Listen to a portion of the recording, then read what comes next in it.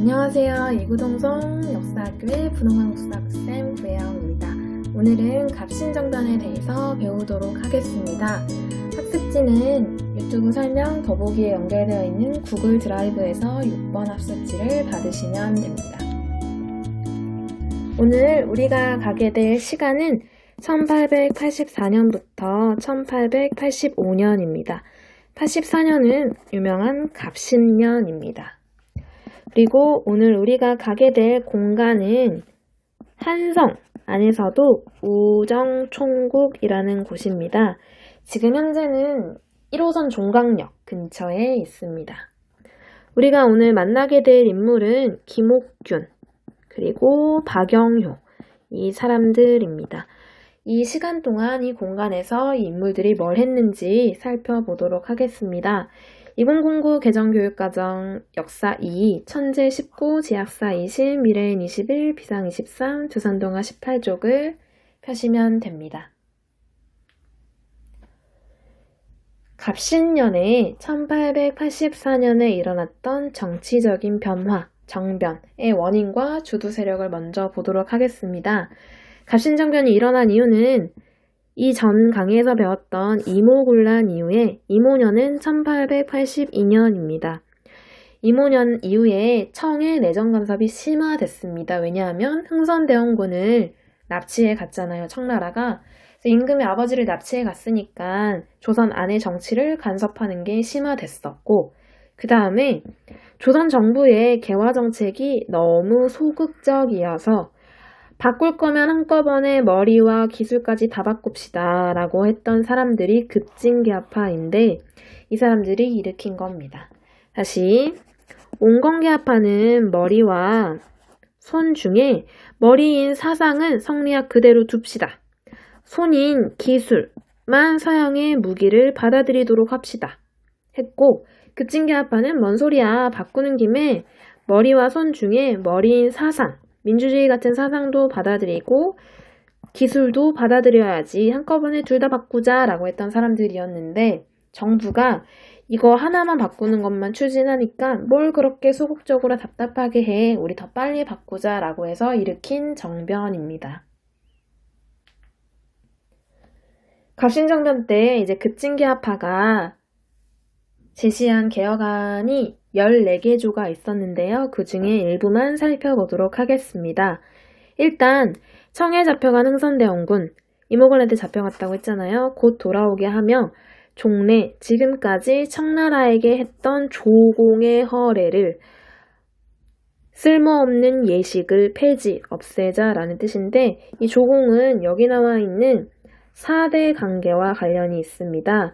우리나라가 큰 나라인 청나라를 섬기는 4대 관계를 조선시대부터 이제 맺어오고 있었는데 그거를 끝내자. 그리고 작은 나라가 큰 나라에게 바치는 물건이 조공이었거든요. 그래서 그거를 없애자라고 주장한 겁니다.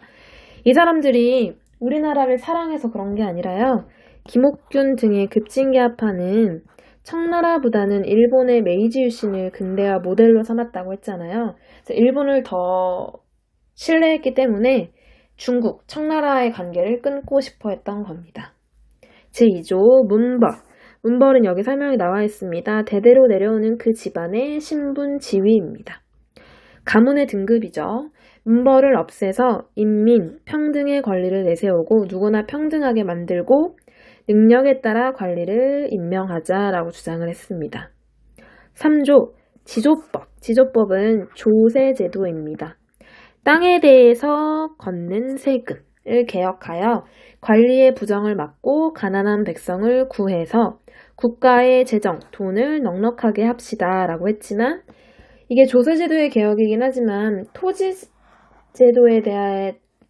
자체에 대한 개혁은 없었다는 한계를 가지고 있는데 지금으로 치면 집을 많이 가지고 있는 사람들한테 세금을 더 걷자라는 조세제도의 개혁은 실시하고 있지만 집 자체를 나눠주진 않잖아요. 무주택자들에게. 그거와 똑같은 겁니다. 제13조 대신과 참차는 관리의 직위입니다. 의정부에 모여 정치상의 명령이나 법령을 법률과 명령을 의논하고 결정하고 반포, 널리 알린다. 이거는 의정부의 권한 강화와 왕의 전제 정치 견제가 담겨 있는데 이 의정부를 서양의 의회라고 생각하고 이제 주장한 겁니다. 의정부에 모여서 신하들이 모여서 의논하고 결정하는 게 왕 혼자서 전제, 마음대로 결정하는 것보다는 더 민주주의적이라고 생각한 거죠. 그래서 왕의 전제 정치를 견제하는 의도가 담겨져 있습니다. 그런데 이 갑신정변은 3일 만에 실패하게 되어 그래서 3일천하라고 부르는데 그 이유는 여기 두 가지가 나와 있습니다. 조선에 필요한 개혁들을 주장을 했지만 일단 일본의 힘을 빌리면서 백성들을 외면하게 되는데 이거는 일본의 돈과 군대의 지원을 받기로 했었어요. 그래서 이제 백성들을 외면을 했는데 실제로는 청나라 군대가 생각보다 빨리 이 갑신정변을 일으킨 사람들을 진압하겠다고 하니까 일본 군대가 급진개합파 버리고 그냥 떠나거든요. 그래서 군사력이 없는 급진개합파들은 금방 무너지게 됩니다. 근데 왜 급진개합파랑 일본은 이 갑신정변을 일으키게 됐냐면 이게 청나라고 조선이에요. 여기 있는 나라가 베트남이에요. 여기가 청나라. 이 베트남을 두고 싸우고 있었어요. 여기 있는 청나라랑 이 지역을 식민지로 삼고자 했던 프랑스랑 청프 전쟁을 하고 있었거든요. 그래서 여기 있는 급진개합파랑 여기 있는 일본은 청나라가 이쪽에 신경을 쓰느라 이쪽으로는 군대를 못 보내겠지라는 생각에 갑신정변을 일으켰었는데 생각보다 빨리 청나라 군대가 이들을 진압했기 때문에 갑신정변은 실패하게 됐었습니다. 이 결과로 청나라의 내정 간섭이 더 강화되게 되고요. 조약을 두 가지가 체결되게 됐는데요. 하나는 한성조약입니다. 이거는 조선과 일본이 맺은 조약이고요. 조선이 일본에게 또 사죄하고 배상금을 지불했는데 이전에 이모군란의 결과로 맺어졌던 제물포 조약과 구분하시기 바랍니다. 그리고 청나라랑 일본은 지들끼리 조약을 체결하게 돼요. 그게 텐진 조약인데요. 텐진은 여기가 중국의 수도인 베이징이면 여기 붙어있는 항구예요. 이제 이때는 청나라가 일본보다 힘이 셌기 때문에 일본 관리를 청나라로 불러요. 그래서 야 우리나라에 와서 조약 맺자 해가지고 조선의 군대를 파병 보낼 때는 서로 우리 알려주자 라는 약속을 이 텐진 조약에서 맺게 되고 1885년입니다. 9년 뒤인 1894년에 이제 우리나라에 먼저 청나라가 들어오게 되는데 이거를 일본한테 야, 나 조선에 군대 보낸다 라고 통보를 해요. 그래서 일본도 조선에 군대를 보내게 되고 그 결과로 일어난 전쟁이 청일전쟁입니다. 그럼 두 번째로 열강의 대립과 거문도 사건을 볼 텐데 여기 있는 열강은 강대국입니다. 강대국이 대립을 했고 거문도에서 어떤 사건이 일어났다는 뜻인데요. 이 거문도 사건이 일어나게 된 원인은 국내, 국외 이렇게 두 가지 이유가 있습니다. 이게 우리나라면 여기 바로 위에 있는 나라가 러시아잖아요. 근데 러시아는 여기 동쪽 끝부터 여기 서쪽 끝까지 엄청 영토가 넓은 나라지만 다 너무 추운 거예요. 그래서 얼지 않는 항구, 부동항. 얼지 않는 항구. 부동항을 찾아서 밑으로 내려오고 있었어요. 남쪽으로 향하는 정책, 남하 정책을 러시아가 추진하고 있었는데 이때 우리나라 내부에서는 지금 이 오모군란이랑 갑신정변 이후에 청나라의 내정 간섭이 너무 심해지니까 이 청나라를 견제하기 위해서 조선 정부가 친러 정책을 펼치게 됩니다. 그래서 이제 우리 조선이랑 러시아가 친해지니까 그거를 견제하기 위해서 영국이 거문도를 불법으로 점령하게 되는데 거문도를 영국이 점령을 하게 됨으로써 청나라랑 일본뿐만이 아니라 다른 강대국들이 한반도를 둘러싸고 대립이 심화되게 되고 이에 우리나라 사람이었던 유길준이라는 사람이 중립화론을 제기하게 됩니다. 그 내용이 여기 나와 있는데요.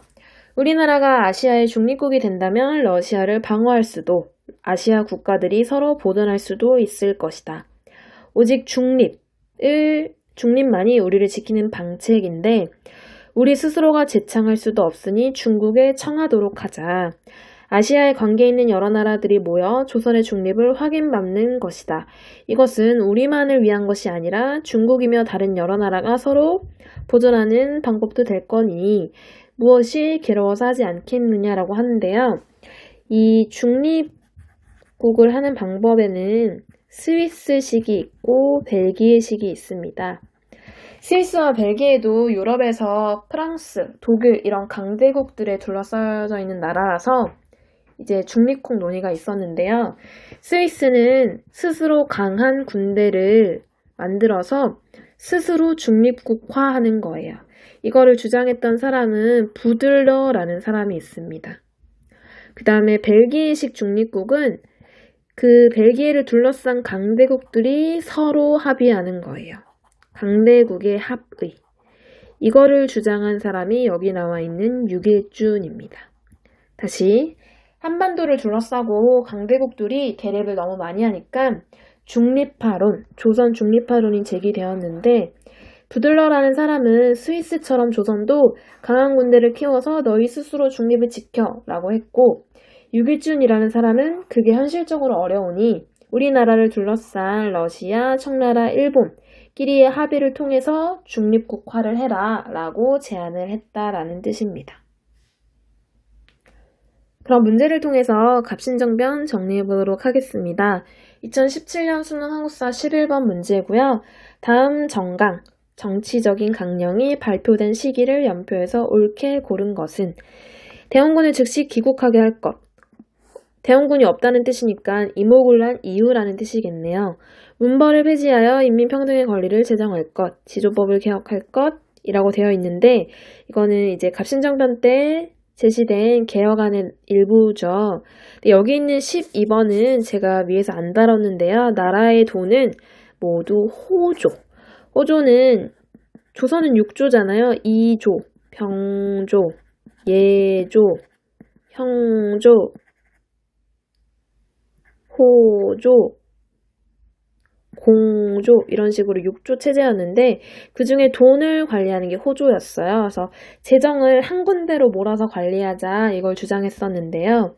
이거는 1884년의 갑신정변이라서 마입니다. 척화비를 건립한 건 1871년의 신미양요 이후고요. 강화도 조약은 1876년, 통리기무함원 설치는 1880년, 조사시찰단은 일본에 파견된 비공식적인 사절단인데 81년입니다. 그리고 이모군란은 이모년인 82년에 일어났고요. 전주화약은 동학농민운동 때 체결된 조약입니다. 2번 한국사 능력검정시험 고급 31회 35번을 보겠습니다.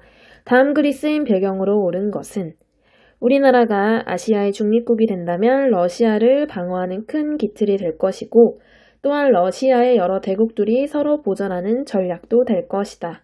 이는 우리나라만을 위한 것이 아니라 중국의 이익도 됐고 여러 나라가 서로 보전하는 방법이 될 텐데 왜 안 하니? 라고 하면서 주장했던 중립론은 유길준이라는 사람이 1885년에 주장을 했습니다. 자, 1번 제1차 영일동맹, 영국이랑 일본이 동맹을 체결한 건 1902년에 이제 2년 뒤에 있을 러일전쟁을 대비해서 맺은 동맹입니다. 이번 러시아가 삼국 간섭을 주도한 건 1895년에 청일전쟁 이후의 일입니다. 3번 청일전쟁에서 일본이 승리한 건 1895년입니다. 4번 영국이 검은도로 불법으로 점령한 거 4번이네요. 5번 고종이 러시아 공사관으로 거처를 옮긴 건 1896년의 아간파천을 의미합니다. 네, 오늘은 갑신정변에 대해서 알아봤고요. 다음 시간 7강에서는 동학농민운동에 대해서 배우도록 하겠습니다. 다음 시간에 만나요. 안녕.